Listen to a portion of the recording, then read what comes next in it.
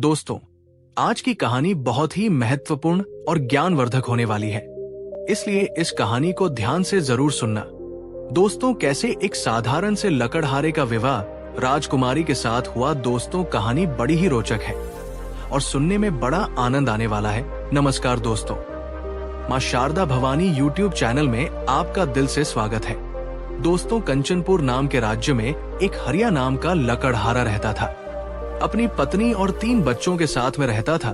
उस लकड़हारे के बड़े बेटे का नाम था रमेश, मझले बेटे का नाम था सुरेश और सबसे छोटे बेटे का नाम रूपेश था। राजेश और रमेश देखने में सुंदर और शरीर से तंदुरुस्त थे, जबकि रूपेश शरीर से बहुत ही कमजोर और सांवले रंग का बालक था। लकड़हारे के घर में लकड़हारे के बड़े बेटे और उसके मझले बेटे की ही चलती थी, क्योंकि वह दोनों सुंदर थे और शरीर से तंदुरुस्त थे। उन दोनों की पस का खाना बनता और वह दोनों ही अपने मनपसंद का कपड़े पहनते थे। लकड़हारा और उसकी पत्नी भी अपने बड़े और मझले बेटे से अधिक प्यार करते थे। लकड़हारे का सबसे छोटा बेटा जो रूपेश था, उसे सूखी रोटी और फटे पुराने कपड़े पहनने के लिए दिए जाते थे, क्योंकि वो सांवले रंग का था, दुबला पतला कमजोर सा था, इसलिए उसे कोई प्यार नहीं करता था।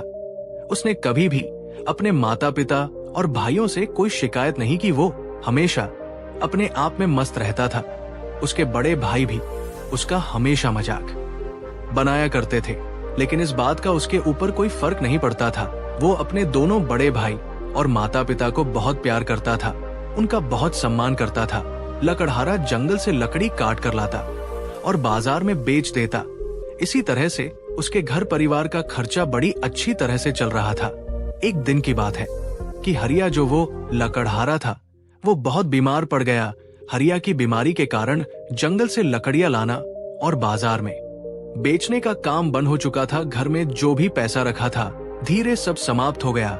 एक दिन लकड़हारे की पत्नी ने अपने सबसे बड़े बेटे राजेश को बुलाया और कहा कि बेटा, तुम्हारे पिता की तबीयत खराब होने के कारण घर का खर्चा भी ठीक से नहीं चल पाता है, इसलिए अब तुम्हें जंगल में जाकर लकड़ियां काट करके बाजार में बेचना होगा, जिससे घर का खर्चा चलता रहे और तुम्हारे पिता का इलाज भी होता रहे। माँ ने अपने बेटे से कहा कि मुझे पूरा विश्वास है कि इस मुसीबत की घड़ी में तुम अपने परिवार का साथ दोगे।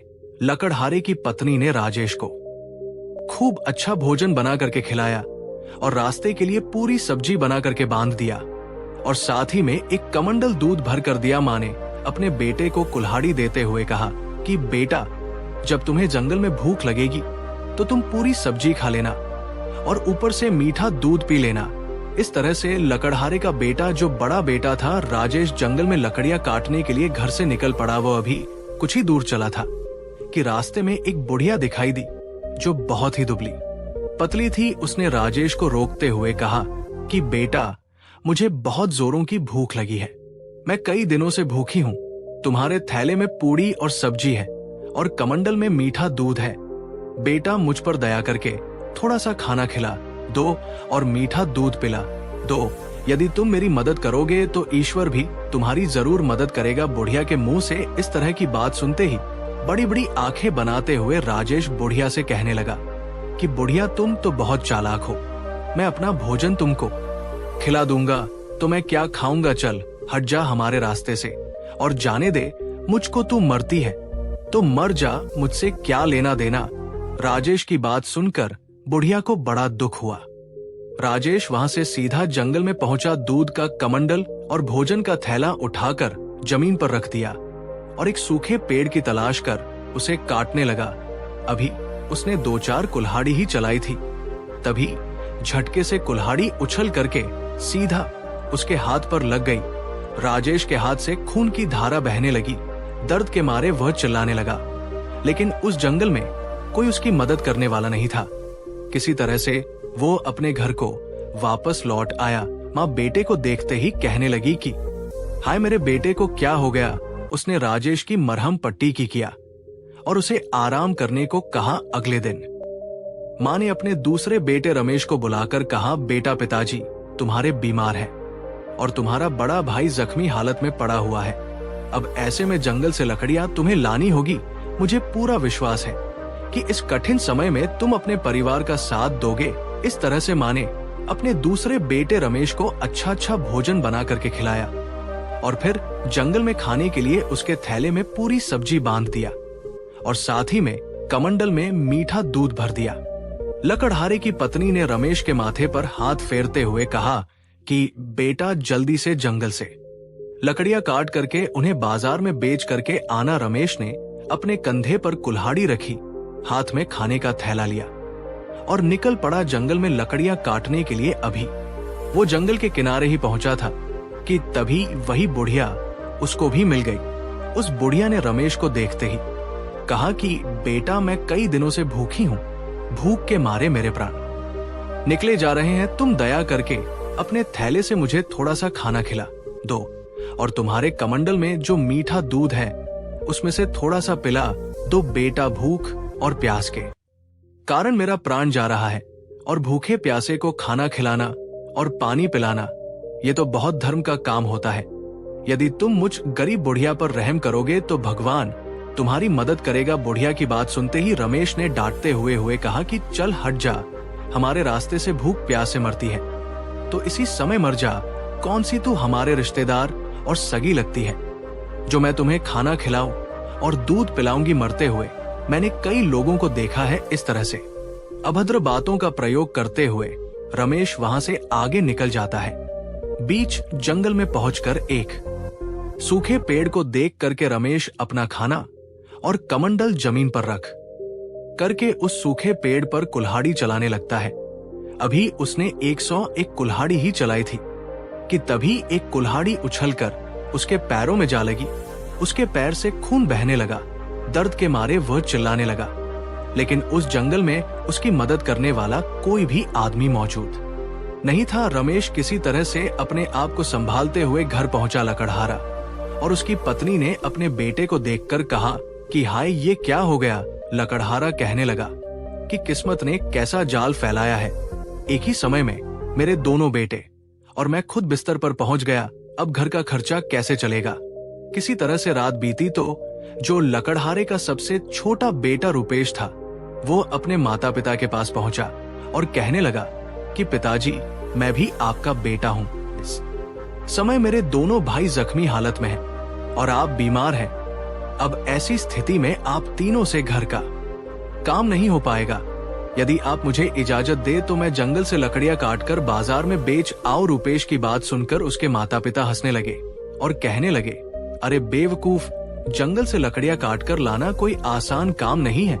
अपने माता पिता के मुख से ऐसी बात सुनकर रुपेश कहने लगा कि पिताजी मैं शरीर से भले ही कमजोर हूं लेकिन मुझ में हिम्मत है और मैंने अपने बुजुर्गों से सुना है कि जो हिम्मत करके आगे बढ़ता है भगवान उसकी मदद स्वयं करते है। लकड़हारा और उसकी पत्नी कहने लगी कि बेटा तुम तो बेवकूफी भरी बातें कर रहे हो। तुम्हारे शरीर में तो इतना जोर भी नहीं है कि तुम कुल्हाड़ी ठीक से चला सको और दिमाग में इतनी अक्ल नहीं है कि तुम बाजार में जाकर लकड़ियां बेच सको। लकड़हारा और उसकी पत्नी ने उसे बहुत समझाया लेकिन वो अपनी जीत पर अड़ा रहा कि मैं जंगल जाकर लकड़ियां लाऊंगा, उन्हें बाजार में बेचूंगा। उसकी जीत देख करके रुपेश के माता पिता ने कहा कि ठीक है, जा तू भी जंगल जाकर अपनी किस्मत को आजमा कर देख ले और अपने शौक पूरे कर ले। रुपेश जब कुल्हाड़ी लेकर अपनी माँ के पास पहुंचा तो उसे देखते ही लकड़हारे की पत्नी कहने लगी, अरे बेवकूफ, क्यों जीत कर रहा है? जो काम मेरे दोनों बेटे नहीं कर सके वो काम तू क्या करेगा? लकड़हारे की पत्नी ने एक सूखी रोटी और कमंडल में थोड़ा सा पानी देते हुए कहा कि जब तुझे भूख लगे तो इस सूखी रोटी को खाकर पानी पी लेना, इससे ज्यादा तुझे कुछ भी नहीं चाहिए। तेरा पेट इसी में भर जाएगा। माँ ने जहां अपने दोनों बड़े बेटे राजेश और रमेश के लिए पूरी सब्जी और मीठा दूध देकर जंगल भेजा था, वही रुपेश को एक सूखी रोटी और पानी देकर जंगल भेज दिया। रुपेश बहुत खुश था। वो एक हाथ में सूखी रोटी और पानी लिए हुआ था और दूसरे हाथ से कंधे पर रखी हुई कुल्हाड़ी को पकड़े चला जा रहा था। उसे कोई चिंता नहीं थी, बस उसके मन में एक ही धुन थी कि उसे लकड़ी काट कर लाना है। अभी रुपेश जंगल के किनारे ही पहुंचा था कि तभी उसे वही बुढ़िया फिर मिल गई जो उसके दोनों बड़े भाइयों को मिली थी। उस बुढ़िया ने रूपेश को देखते ही कहा कि बेटा, मैं कई दिनों से भूखी हूं और प्यासी हूं। भूख और प्यास के कारण मेरे प्राण जा रहे हैं। यदि तुम मुझे अपने से थोड़ा सा भोजन करा देते तो और पानी पिला देते तो मेरे प्राण बच जाते। उस बुढ़िया के मुख से इस तरह की बात सुनते ही रूपेश कहने लगा कि माँ जी, आप तो मुझे बहुत कमजोर और भूखी प्यासी दिखाई देती है, लेकिन क्या करूं, मेरे पास कोई अच्छा खाना नहीं है। मेरे पास तो केवल सूखी रोटी है। यदि आप इसे खाना चाहो तो बड़ी शौक से खा सकती हो। इतना कह करके जैसे ही रूपेश अपने थैलों को खोलने लगा तो उसके आश्चर्य का ठिकाना नहीं रहा। उसने देखा कि उसके थैले में सूखी रोटी की जगह पर पूरी पकवान और मिठाइयां भरी पड़ी है। रूपेश ने जब अपने कमंडल को खोल करके देखा तो उसमें मीठा दूध है। पानी की जगह उसके कमंडल में मीठा दूध और सूखी रोटी की जगह उसके थैले में पूरी और पकवान थे। ये सब देख करके रूपेश आश्चर्यचकित था। वो कहने लगा, कहीं मैं कोई सपना तो नहीं देख रहा हूँ। ये सब कैसे हो गया? रूपेश की बात सुनकर बुढ़िया कहने लगी, बेटा, ये सपना नहीं हकीकत है। तुमने मुंह गरीब लाचार बुढ़िया पर दया दिखाई, ये उसी का फल भगवान ने दिया है। तुम्हारी सूखी रोटी पूरी और पकवान बन गए और कमंडल में रखा पानी मीठा दूध बन गया। ये सब उसी की दया का परिणाम है। जो लोग दूसरों का भला करते हैं, भगवान उनका भला जरूर करते है। रूपेश उस बुढ़िया को खाना खिला करके जब जंगल की ओर जाने लगा तो बढ़िया कहने लगी कि बेटा, मैं बहुत भूखी थी और तुमने मुझे खाना खिलाया। उसने कहा, मैं तुम्हें कुछ देना चाहती हूँ, आओ मेरे साथ। इतना कहकर बुढ़िया रूपेश को साथ में लेकर के चलने लगी। एक पेड़ के पास पहुंचकर बुढ़िया ने कहा कि बेटा, जब मैं चली जाऊं तब तुम इस पेड़ को काट देना तो तुम्हें एक ऐसी चीज मिलेगी जो तुमने इससे पहले कभी नहीं देखी होगी। वो चीज तुम्हारे बहुत काम आएगी और हो सकता है कि इस चीज के कारण तुम्हारा किस्मत बदल जाए। इतना कहकर वो बुढ़िया वहां से चली गई। रूपेश बहुत खुश था। जब वो बुढ़िया रूपेश की नजरों से ओझल हो गई तो उसने कुल्हाड़ी को दोनों हाथों से पकड़ा और उस पेड़ पर जोर जोर से वार करने लगा। वो दुबला पतला कमजोर सा सांवला रंग का लड़का, अभी उसकी उम्र ही क्या थी, लेकिन उसने हिम्मत नहीं हारी। वो जोर जोर से पेड़ पर कुल्हाड़ी चलाता रहा। आखिर में वो पेड़ कटकर जमीन पर गिर गया। रूपेश के आश्चर्य का ठिकाना नहीं था। वो देखकर हैरान था। उसने देखा कि इस पेड़ के तने में एक सुंदर सी चिड़िया बैठी है जिसके पंख सोने के थे, जो पूरी तरह से सोने की थी। रूपेश ने उस चिड़िया को देखकर कहा कि यदि मैं इसे बाजार में बेच दूं तो इससे बहुत सारे पैसे मिलेंगे। इससे तो सच में हमारी किस्मत बदल जाएगी और हम अमीर हो जाएंगे।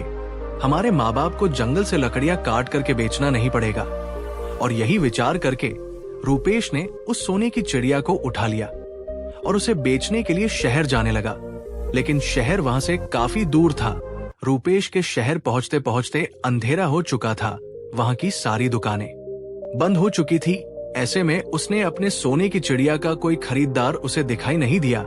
अब ऐसी स्थिति में वह अपने घर वापस नहीं जा सकता था क्योंकि रात बहुत हो चुकी थी। ऐसे में उसे रात भर वही गुजारना था। रूपेश एक सराय वाले के पास गया और कहने लगा कि भाई साहब, क्या मैं आपके यहाँ रात्रि के लिए विश्राम कर सकता हूँ? आपका जो भी किराया बनेगा वो मैं चुका दूंगा, क्योंकि मुझे सुबह यहाँ की बाजार देखनी है।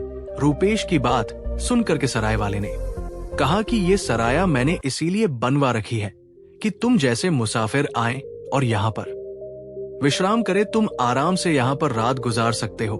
उस सराय वाले ने जब रूपेश के हाथ में एक अद्भुत चिड़िया देखी तो कहने लगा, अरे ये सोने की चिड़िया तुम्हारे पास कहां से आई? इसके तो सारे पंख सोने के हैं। कितनी सुंदर चिड़िया है। ऐसी अद्भुत चिड़िया मैंने अपने जीवन में कभी नहीं देखी। मैं अपनी बेटियों को बुला करके लाता हूँ और इस अद्भुत चिड़िया को दिखाता हूँ। मेरी तीनों बेटियां इस सोने की चिड़िया को देख करके बहुत प्रसन्न हो जाएंगी। वो सराय वाला तुरंत ही अपनी तीनों बेटियों को बुला करके लाया और कहने लगा कि देखो ये सोने की चिड़िया कितनी सुंदर है। बड़ी बेटी ने कहा कि ये चिड़िया कितनी सुंदर है। मझली बेटी ने कहा कि इसके पंख तो सोने के हैं। और सबसे छोटी बेटी ने कहा रूपेश से कि तुम बड़े किस्मत वाले हो जो ऐसी अद्भुत चिड़िया तुम्हारे पास है जो पूरी तरह से सोने की है। रूपेश जिसके घर में ठहरा हुआ था, उसकी तीनों बेटियां उस सोने की चिड़िया को देख करके बहुत खुश थी। रूपेश ने सराय वाले के कहने पर उस सोने की चिड़िया को दूसरे कमरे में रखा और खुद दूसरे कमरे में जाकर के लेट गया। रूपेश काफी थक चुका था, इसलिए उसे लेटते ही नींद आ गई और वो गहरी नींद में सो गया। उधर वो सराय वाले की जो सबसे बड़ी बेटी थी, उसके मन में उस सोने की चिड़िया को देख करके लालच पैदा हो गया। वो सोचने लगी कि यदि मैं उसके एक पंख को नोच लूं तो इससे उस पर कोई फर्क भी नहीं पड़ेगा। यही सोच करके सराय वाले की सबसे बड़ी बेटी उस सोने की चिड़िया वाले कमरे में पहुंच जाती है। जैसे ही वह चिड़िया के पंख नोचने के लिए अपने हाथ को आगे बढ़ाती है, उसके हाथ इस चिड़िया से चिपक जाते हैं। वो बहुत प्रयत्न करती है, लेकिन अपने हाथ उससे नहीं छुड़ा पाती और जोर जोर से अपनी छोटी बहन को बुलाने लगती है। बड़ी बहन की आवाज सुनकर के मझली वाली बहन आती है। उसने आते ही कहा कि अरे दीदी, ये क्या हो गया। बड़ी बहन ने कहा कि तुम देखती नहीं कि मेरे हाथ इस चिड़िया से चिपके हैं, जल्दी से मेरे हाथ इस चिड़िया से छुड़ाओ। जैसे ही वो हाथ छुड़ाने के लिए उस चिड़िया को हाथ लगाती है, वैसे ही उसके हाथ भी उसे चिपक जाते हैं। अब क्या उन दोनों बहनों के हाथ उस सोने की चिड़िया से चिपक जाते हैं और वह दोनों अपनी छोटी बहन को आवाज देने लगती है। उन दोनों की आवाज सुनकर उसकी छोटी वाली जो बहन थी वो आती है और वह भी जैसे अपनी दोनों बहनों को हाथ छुड़ाने के लिए आगे हाथ बढ़ाती है, उसके भी हाथ उस सोने की चिड़िया से चिपक जाते हैं। रात भर उन तीनों बहनों के हाथ उस सोने की चिड़िया से चिपके रहे और वो रात भर होती रही। सुबह होते ही रूपेश जैसे ही चिड़िया के पास पहुंचा, वहां का नजारा देख करके वो दंग रह गया। रूपेश विचार करने लगा कि जरूर इन तीनों ने इस सोने की चिड़िया को चुराने की कोशिश किया होगा, इसीलिए इन तीनों के हाथ इससे चिपक गए हैं। तभी वो सराय वाला भी वही आ गया और कहने लगा, अरे दुष्ट लकड़ा, तुमने ये क्या कर दिया? तुम देखते नहीं कि मेरे तीनों बेटियों के हाथ तुम्हारी सोने की चिड़िया से चिपक गए हैं। रूपेश कहने लगा कि इसमें मैंने कुछ नहीं किया है, जो भी किया है वो तुम्हारी तीनों बेटियों ने मिलकर किया है। जरूर इन्होंने इस सोने की चिड़िया को चुराने का प्रयास किया होगा, इसीलिए इनको इनकी करनी का फल मिला है। इसमें मेरी कोई गलती नहीं है, मुझे तो अपनी चिड़िया लेकर के जाना है। और इतना कह करके रूपेश अपनी चिड़िया को लेकर के वहां से चल पड़ा। उसकी सोने की चिड़िया के साथ वो सराय वाले की 3 बेटियां भी, क्योंकि उन तीनों के हाथ उस सोने की चिड़िया से चिपके हुए थे। ऐसे में वो सराय वाला भी कुछ नहीं कर पा रहा था। उनकी तीनों बेटियां अपने बाप की ओर देखे जा रही थी और रोए जा रही थी, लेकिन वो बेबस था, कुछ भी नहीं कर पा रहा था। जब रूपेश वहां से कुछ दूर शहर के बाहर निकला, तभी एक बूढ़े आदमी की नजर उन पर पड़ गई। वो बूढ़ा आदमी सराय वाले की तीनों बेटियों को देखकर पहचान गया। वो सोचने लगा कि ये लड़का आखिर इन तीनों को लेकर कहां जा रहा है। तभी उस बूढ़े आदमी ने आवाज लगाई, अरे बेटे, तुम इन तीनों लड़कियों को लिए कहां जा रहे हो? रुक जाओ। जब रूपेश ने उसकी किसी बात पर ध्यान नहीं दिया और वो चलता रहा, तभी दौड़ करके वो बूढ़ा उन लड़कियों को छुड़ाने के लिए जैसे ही उस लड़की को अपना हाथ लगाता है, वो भी उनके साथ चिपक जाता है। वो कहने लगा, ये क्या हो गया? मेरा हाथ कैसे चिपक गया? छुड़ाओ छुड़ाओ, मुझे छुड़ाओ। इस तरह से वह जोर जोर से आवाज लगाकर चिल्लाने लगा। तभी वहां से एक राहगीर गुजर रहा था। उस राहगीर ने देखा कि एक लड़का अपने बगल में एक चिड़िया को दबाए जा रहा है और उस चिड़िया के पीछे पीछे 3 लड़कियां जो रोए जा रही हैं और उन लड़कियों के पीछे एक बूढ़ा आदमी जो बचाओ बचाओ की आवाज लगा रहा है। उस राहगीर की कुछ समझ में नहीं आ रहा था और वो दौड़ करके उस बूढ़े आदमी को बचाने के लिए जैसे ही उसको हाथ लगाया, वो भी उनके साथ चिपक गया। डर के मारे वो राहगीर ही चिल्लाने लगा, बचाओ बचाओ, मेरे हाथ चिपक गए हैं। वहीं पर रास्ते में 2 किसान अपने खेतों में काम कर रहे थे। उस राहगीर की आवाज सुनकर वो भी उसे बचाने के लिए दौड़ पड़े और जैसे ही उन दोनों किसान उन्हें राहगीर को पकड़कर पीछे खींचना चाहा, वैसे उन दोनों के हाथ भी उस राहगीर से चिपक गए। वो दोनों किसान बहुत प्रयास किया अपना हाथ छुड़ाने के लिए, लेकिन वो अपना हाथ नहीं छुड़ा पाए। फिर मजबूर होकर के पीछे पीछे चलने लगे। अब आगे दिनेश चिड़िया को बगल में दबाए जा रहा था उसके पीछे सराय वाले की तीनों बेटियां चली जा रही थी। उनके पीछे एक बूढ़ा आदमी, फिर उनके पीछे राहगीर, और उसके बाद में दोनों किसान, कुल मिलाकर के 7 आदमी उस लकड़हारे के बेटे के पीछे पीछे चले जा रहे थे, क्योंकि उस चिड़िया ने उन सबको जकड़ रखा था और वो सभी बेबस होकर के पीछे पीछे चले जा रहे थे। शाम होते होते वो एक शहर में पहुंच गया। जैसे ही वे लोग शहर में पहुंचे तो उन्हें देखने के लिए भीड़ लग गई। लोग अपनी छतों से और सामने से चारों तरफ से उन्हें देखे जा रहे थे। ऐसा नजारा किसी ने पहले नहीं देखा था। शहर में दाखिल होने से पहले सराय वाले की बड़ी बेटी ने रूपेश से कहा कि तुम ऐसे कब तक चलते रहोगे? हम लोग थक चुके हैं और रात भी होने वाली है। अब आगे जाने के बजाय यहीं पर रुक जाओ। तब रूपेश उन सभी को लेकर एक जगह पर पहुंचा और कहने लगा कि हम मुसाफिर हैं, क्या हम सभी आज रात्रि के लिए यहाँ पर रुक सकते हैं? उस बिल्डिंग का जो मालिक था वो कहने लगा कि ये जगह हमने इसीलिए बनवाई है कि तुम जैसे मुसाफिर यहाँ पर आकर रुक सके। तुम्हें यहाँ भोजन और बिस्तर सब कुछ मिलेगा। तुम आराम से यही रात गुजार सकते हो। रूपेश उन सभी लोगों को लेकर उस बिल्डिंग के अंदर चला गया और वो सभी आगे पीछे करके वहीं पर बैठ गए। उन सभी को देखकर उस जगह का जो मालिक था वो कहने लगा कि तुम्हारा ये काफिला तो बड़ा अनोखा है। ऐसा लगता है कि तुम यहाँ अपनी किस्मत आजमाने और राजकुमारी को हंसाने के लिए यहाँ पर आए हो। उसकी बात सुनकर रूपेश कहने लगा कि राजकुमारी को हंसाना, इसका क्या मतलब है? मैं कुछ समझा नहीं, मुझे साफ साफ बताओ। रूपेश की बात सुनकर उस जगह का मालिक था वो कहने लगा कि हमारे राजा की जो बेटी है वो हमेशा उदास और गुम रहती है। उसके चेहरे पर आज तक किसी ने मुस्कान नहीं देखी है। राज वैद्य ने कहा राजकुमारी कि यदि ऐसी स्थिति रही तो राजकुमारी बीमार पड़ सकती है और धीरे धीरे उसकी जान भी जा सकती है। इसीलिए राजा ने ये घोषणा करवा दी है कि जो भी व्यक्ति राजकुमारी को हंसा देगा उसके साथ राजकुमारी का विवाह कर दिया जाएगा।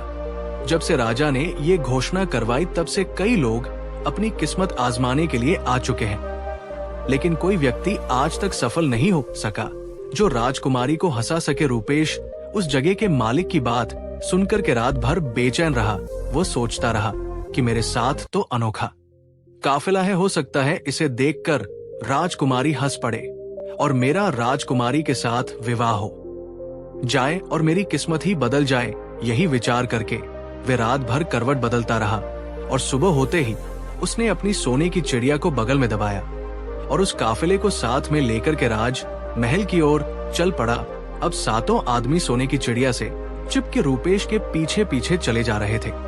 जैसे ही रूपेश राजमहल के मुख्य दरवाजे पर पहुंचा तब पहरेदार ने देखते ही कहा कि वाह भाई, तुम्हारा ये काफिला तो बहुत ही अद्भुत है।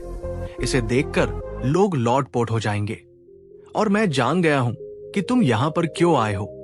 तुम्हारे काफिले को देखते ही लोग हंसे हैं कर लौटने लगे। मैं अभी तुम्हें राजा के पास ले चलता हूँ। पहरेदार ने पहुंचकर राजा को सारी बात बताई। राजा ने तुरंत ही रूपेश को दरबार में पेश करने का हुक्म दे दिया। अब क्या था, रूपेश और उसका काफिला राजा के दरबार में हाजिर हो चुका था। पहुंचते ही रूपेश ने राजा से कहा कि महाराज, मैंने आपकी घोषणा सुनी है और इसीलिए मैं अपनी किस्मत आजमाने के लिए आया हूँ। यदि आप आज्ञा दें तो मैं राजकुमारी को हंसाने का पूरा प्रयास करूंगा और मुझे विश्वास भी है कि राजकुमारी को हंसी जरूर आ जाएगी। राजा ने जब रूपेश के काफिले को देखा तो कहा, वाह बहुत खूब, तुम्हारा काफिला तो बहुत ही अद्भुत है। राजा ने कहा कि एक लड़के के बगल में एक सोने की चिड़िया और उसी से चिपके हुए 7 आदमी, ये तो हंसी नहीं ठाके लगाने वाली बात है। यही विचार कर राजा ने तुरंत राजकुमारी को दरबार में बुलाया।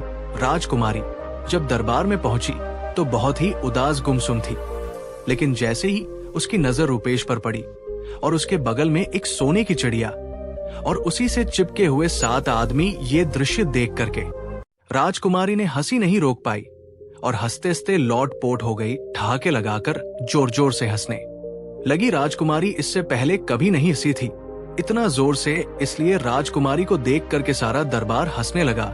राजकुमारी को हंसते हुए देखकर राजा बहुत खुश था। राजकुमारी के ठहाके से सोने की चिड़िया से चिपके हुए लोग धीरे धीरे आजाद होने लगे, तभी रूपेश ने उस सोने की चिड़िया को सराय वाले की सबसे बड़ी बेटी को दिया और कहा कि अब ये सोने की चिड़िया तुम्हारी है, तुम इसे अपने घर ले जा सकती हो। बूढ़ा आदमी, राहगीर और दोनों किसान सब अपने अपने घर चले गए, लेकिन रूपेश अभी भी राजा के दरबार में खड़ा हुआ था और सोच रहा था कि राजा अपनी घोषणा के अनुसार राजकुमारी का विवाह उसके साथ कर दे। लेकिन दोस्तों, राजा की नीयत बदल चुकी थी। राजा सोच रहा था कि इसने राजकुमारी को हंसाया तो ठीक है, लेकिन एक मामूली लड़के से साथ राजकुमारी का विवाह कैसे कर दूं। राजा किसी भी हालात में उस मामूली लड़के को अपना दामाद नहीं बनाना चाहता था। अब राजा ने एक उपाय सोचा जिससे राजकुमारी का विवाह रूपेश से ना हो सके, और उधर रूपेश राजकुमारी के साथ विवाह करने के लिए बिल्कुल उतावला हो रहा था। रूपेश ज्यादा देर तक इंतजार नहीं कर सकता था, उसके सब्र का बांध टूट चुका था। उसने राजा से कहा कि महाराज, मैंने आपकी शर्त पूरी कर दी है, अब आप भी अपनी शर्त के अनुसार राजकुमारी का विवाह हमारे साथ कर दीजिए। रूपेश की बात सुनकर राजा ने कहा कि तुम अब भी हमारी बेटी के लायक नहीं हो, पहले उसके लायक बनो, तब हमसे आग के मिलना। राजा की बात सुनकर रूपेश ने कहा कि महाराज, अब आप मुझसे क्या चाहते हैं। राजा ने कहा कि तुम एक ऐसे आदमी को ढूंढ करके लाओ जो 100 मन दूध एक साथ में पी जाए। राजा की बात सुनकर रूपेश बहुत परेशान था। वो सोच रहा था कि अब ऐसा आदमी मैं कहां से ढूंढ कर लाऊं। यही विचार करते करते वो उसी जंगल में जाकर पहुंच गया जहां पहले उसे वो बुढ़िया मिली थी जिसे उसने खाना खिलाया था। रूपेश सोचने लगा कि मैं उसी से अपनी समस्या कहूं, हो सकता है वो कोई समाधान निकाल दे। यही विचार कर रूपेश उस पेड़ के पास पहुंच गया जहां उसे सोने की चिड़िया मिली थी। रूपेश ने देखा कि वहां वो बुढ़िया बैठी रो रही है। रूपेश ने उस बुढ़िया को रोते हुए देखा तो पूछने लगा कि माता जी, आप क्यों रो रही हो। बुढ़िया ने कहा कि तुम बड़े नेक आदमी हो, इसीलिए मैं तुमसे बता रही हूँ। मेरे बेटे को बहुत प्यास लगी है, उसने मटका भर पानी पी लिया है, लेकिन फिर भी उसकी प्यास नहीं बुझी है। यदि कहीं उसे 100 मन दूध मिल जाता तो उसे पीकर अपनी प्यास बुझा लेता, लेकिन इतना दूध कहाँ मिलेगा और कहां से आएगा, कौन उसे 100 मन दूध पिलाए। इतना सुनकर 100 मन दूध बहुत प्रसन्न हो गया। रूपेश बुढ़िया के बेटे के पास पहुंचकर कहने लगा, भाई तुम मेरे साथ चलो, मैं तुम्हें दूध पिलवा दूंगा, तुम जितना दूध पी सकते हो उतना पी लेना। इतना कहकर रूपेश उस बढ़िया के बेटे को अपने साथ लेकर के राजा के दरबार में पहुंच गया और कहने लगा कि महाराज, आप इसे जितना दूध पिलाना चाहते हो पिला दो, ये आपका मन दूध पी जाएगा। राजा ने उस नाटे कद काठी आदमी को देखकर कहा कि ये आदमी देखने में तो बहुत छोटा है, ये कैसे इतना सारा दूध पी लेगा। रूपेश ने कहा कि महाराज, आप इसकी चिंता बिल्कुल मत करिए, आप दूध का इंतजाम करवाइए। राजा की आज्ञा से दूध मंगवाया गया और उस छोटे कद के आदमी ने दूध पीना शुरू किया और कुछ ही देर में दूध की सारी बाल्टियां खाली हो चुकी थी।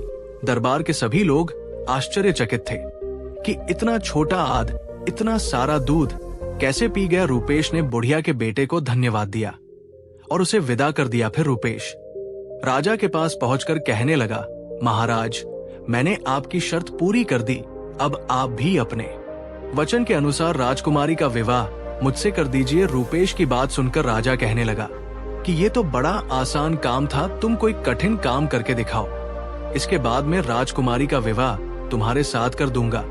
इतना कहकर राजा मन में विचार करने लगा कि अब कौन सा कठिन काम बताओ जो ये कभी ना कर सके। फिर कुछ देर के बाद राजा ने रूपेश से कहा कि तुम एक ऐसे आदमी को ढूंढ कर लाओ जो रोटियों के पहाड़ को खा जाए, इसके बाद मैं तुम्हारा विवाह राजकुमारी के साथ कर दूंगा, और यदि तुम ऐसे आदमी को नहीं ला सके तो दोबारा अपना मुंह मुझे मत दिखाना। इतना कह करके राजा दरबार से उठकर चला गया। वो सोच रहा था कि ये कोई आसान काम नहीं है, ये काम ये कभी नहीं कर पाएगा। रूपेश बहुत परेशान था। वो सोच रहा था कि राजा ने तो आज नई समस्या खड़ी कर दी। रूपेश ने सोचा कि मुझे वहीं पर जाना चाहिए जहां पर मुझे वो सोने की चिड़िया मिली थी। यही विचार कर रूपेश फिर उसी जगह पर पहुंच गया। रूपेश ने देखा कि वहां पर एक आदमी बैठा हुआ रो रहा था। जब रूपेश ने उससे रोने का कारण पूछा तो उसने कहा कि मैं इस जंगल के सारे फल तोड़ करके खा चुका हूं, लेकिन मेरी भूख शांत नहीं हो रही है।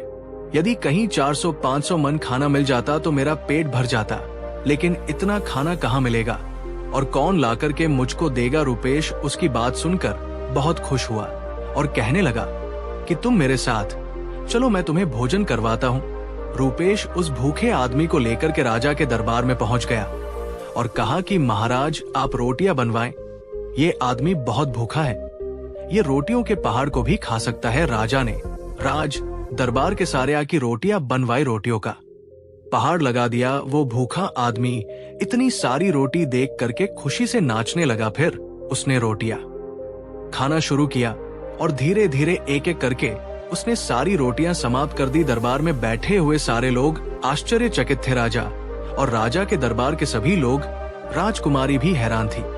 कितना छोटा आदमी इतनी सारी रोटियां कैसे खा सकता है। उस भूखे आदमी ने कहा कि यदि रोटियां और हो तो लेकर आओ, अभी थोड़ी सी भूख मुझे और बाकी है।